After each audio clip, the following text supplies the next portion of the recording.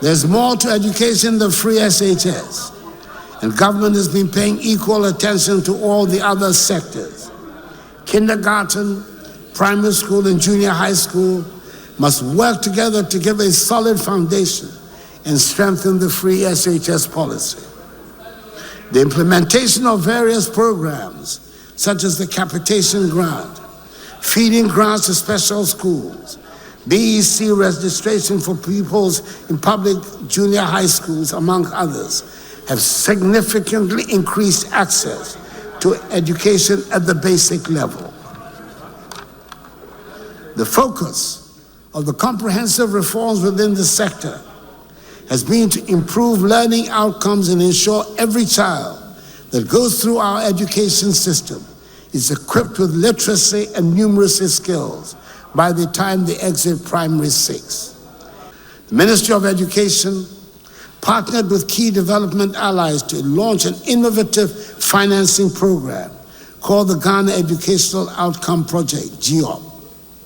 The goal of GEOP is to provide educational support to 72,000 out-of-school children, helping them access complementary education and transition into formal schools. I'm happy to report that 17,340 out-of-school children have been taken through the program and mainstreamed into formal schools in 2023. Government has remained committed to improving the teaching and learning of STEM education at the pre-tertiary level. Government has also increased its investment in infrastructure for science, technology, and engineering and mathematics, STEM education, at the pre-tertiary level. The construction of 10 STEM schools and 10 STEM centers has commenced across the country, with 7 STEM model schools having been operationalized. These schools have been equipped with state-of-the-art laboratories and classrooms, dormitories, assembly halls, dining halls, and conducive environments to foster teaching and learning. A lot of the responsibility lies on the Electoral Commission to put the organization in place that will ensure that we have credible elections. Government is doing its part to make the work of the Electoral Commission go smoothly.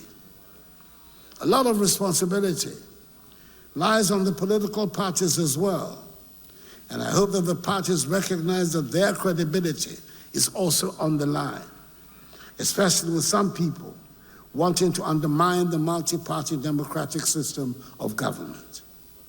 It is up to the parties to demonstrate that competitive elections are an honorable, character-enhancing experience, and that at the end of the process, the loser will congratulate the winner, and the world does not come to an end because an election has been lost.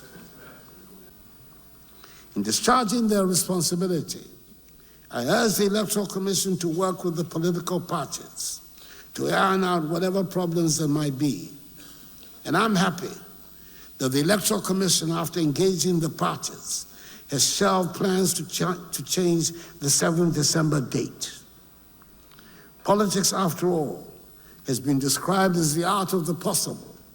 And if that is what we are engaged in, it should not be beyond us to resolve the problems that come up and concentrate on working to build the happy and prosperous country we want. Government, on its part, will do what is expected of it to make sure that the reputation of Ghana is not damaged and the free will of the people is manifested at the end of the electoral process.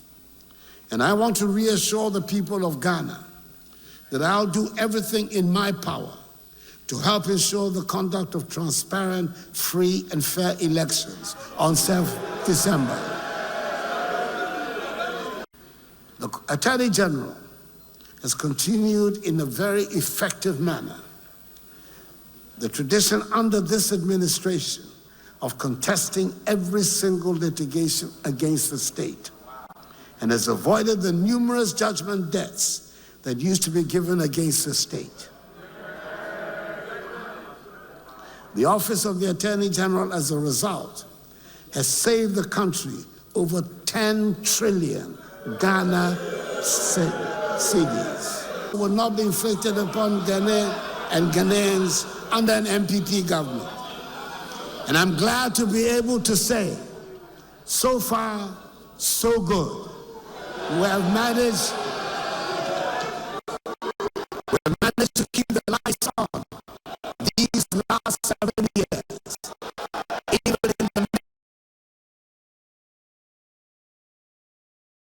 the energy sector with discipline and expertise, to avoid a repetition of the hardships inflicted on Ghanaians some years ago. Furthermore, through determined, skillful negotiation, we have been able to reduce considerably the energy sector debt that we inherited.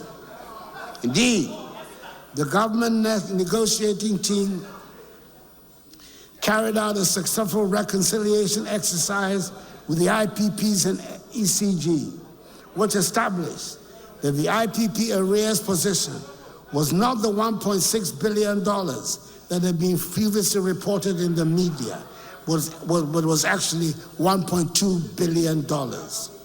That is savings of some $400 million. Mr. Speaker, the main cornerstone of our move towards the industrial transformation of Ghana is the one district, one factory policy, this government's iconic flagship initiative. It demonstrates how government can stimulate and incentivize the private sector to expand and diversify manufacturing across the country by harnessing locally available raw materials. It is significant to note that within the relatively short span of 6 years, government has directly intervened to stimulate interest in and support many private sector business promoters to make significant investments in manufacturing under the One District, One Factory program. Comprehensive automotive development policy, launched by government in August 2019, has undoubtedly been the catalyst that has attracted a record number of 12 original equipment manufacturers, including Volkswagen, Toyota, Suzuki, Nissan, Peugeot, Kia, Hyundai, Honda, to set up assembly plants and produce a range of models here in Ghana. The Speaker, it is noteworthy that these investments have been accompanied with complementary initiatives to build the necessary engineering and technical skills in Ghana. Toyota Ghana has partnered the School of Engineering Sciences of the University of Ghana to establish and operate a modern auto engineering training center for engineering students and the industry to acquire applied auto engineering training. Government successfully paid the first coupon of 2.3 billion cedis on the new bonds on 22nd August 2023. At the time, that was the single biggest payout of domestic payments in a single day for Ghana. We then paid 2 billion and 60 million cedis for the last leg of the domestic debt exchange on 5th September 2023. A week ago last Tuesday, on 20th February 2024, the second coupon of 5.8 billion cedis was paid to domestic bondholders. This is the largest coupon paid in a day in Ghana's history.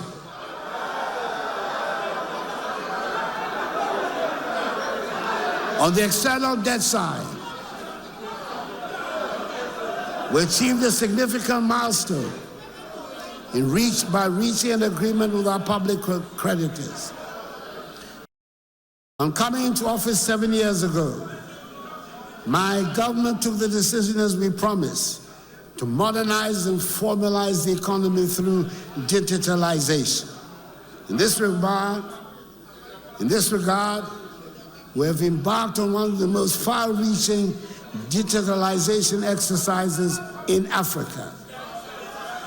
Up from the figure of 900,000 which we inherited when we came into office in 2017, we have thus far enrolled 17.6 million on the Ghana card, and therefore provided unique biometric identity to the majority of Ghanaians. We've also implemented a digital property address system with unique addresses for all properties in Ghana. Furthermore, through the implementation of mobile money interoperability, we've also provided access to financial services for adult Ghanaians through mobile money accounts that are interoperable with bank accounts. Ghana is now ranked #1 in Africa in terms of access to financial inclusion. Speaker, I believe it is time for us to take a long-term, far-sighted approach to correct what has gone wrong. It is time to return to scouting, grooming, and developing talent at the grassroots level under a presidential policy on football that I intend to unveil very soon.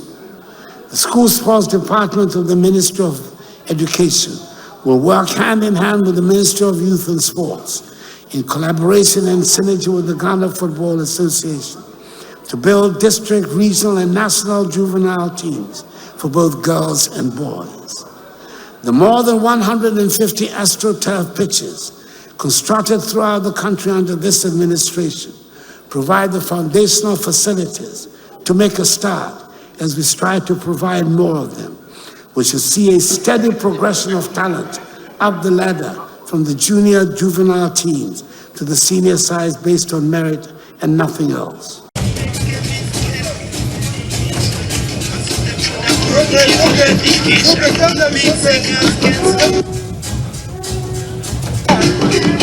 Wait.